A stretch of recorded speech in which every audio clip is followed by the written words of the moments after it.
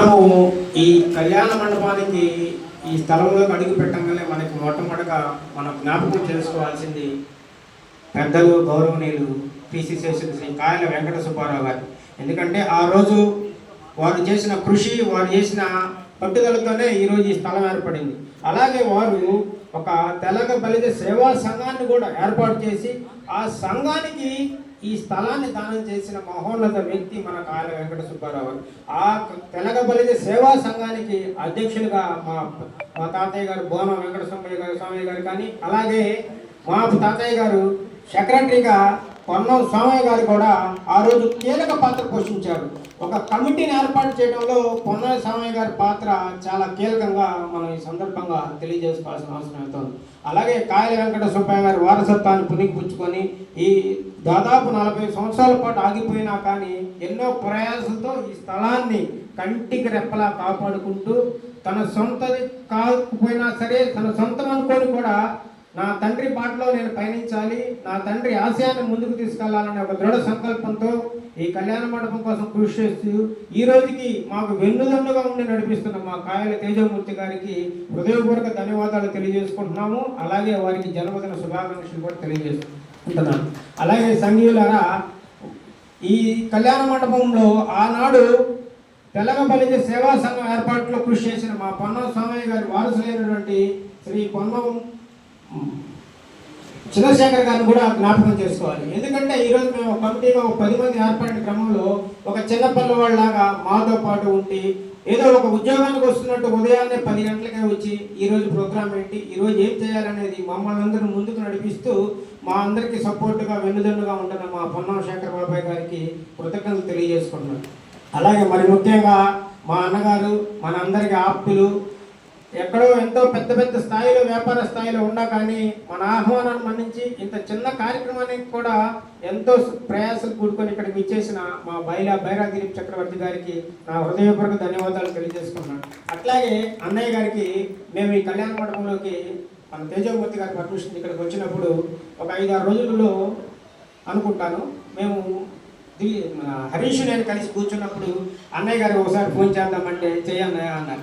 అన్నయ్య గారికి చేసి ఇట్లాగా మేము కళ్యాణ మండపాన్ని నిర్మించుకుందాం అనుకుంటున్నాం అమ్మా, ఎక్కడమ్మా అన్నాడు. మన పలానా కృష్ణారెడ్డి. ఆహా, చాలా సంతోషం అమ్మా, దానికోసం మేము ఎన్నోసార్లు అనుకుంటూ ఉన్నామమ్మా, చిలకలూరుపేటలో మనం నిర్మించుకోలేకపోయాము, ఏంటిరా బాబు మన ఐక్యత లేకుండా పోయింది అని ఆయన ఎంతో గొప్పగా మాకు సలహాలు సూచనలు చెప్పారు. అట్లాగే ఆ రోజు మాకు చెప్పారు, ప్రతిరోజు ప్రతి విషయంలో మీకు తోడుగా ఉంటాను, నా వంతుగా నేను సహాయం చేయడంతో పాటు నా తోటి మిత్రులతో కూడా మీకు అండగా నడిపిస్తాను అని తను సహాయం చేస్తూ సలహాలు ఇస్తూ దాదాపు ఒక 10 రోజులకి 20 రోజులకు ఒకసారి అన్నయ్య గారు ఫోన్ చేస్తూ ఉంటారు. ఏంటమ్మా ఎలా జరుగుతుంది ప్రోగ్రెస్, ఏంటమ్మా ఏంటి విషయం, మీరు అలా ముందుకు వెళ్ళండి, మన ఆటో సహాయం చేస్తున్న ఆటో డ్రైవర్ గారికి కూడా కృతజ్ఞతలు చెప్పండి అని చెప్పడం, అట్లాగే వాటర్ సహాయం చేస్తున్న వారికి కృతజ్ఞతలు అట్లా మమ్మల్ని ముందుకు నడిపిస్తూ మాకు ఎంతో సహాయ సహకారాలు అందించిన, మాకు మోరల్ సపోర్ట్గా నిలిచిన మా బైరా దిలీప్ చక్రవర్తి గారికి కృతజ్ఞతలు తెలియజేసుకుంటున్నాను. అట్లాగే అన్నయ్యకి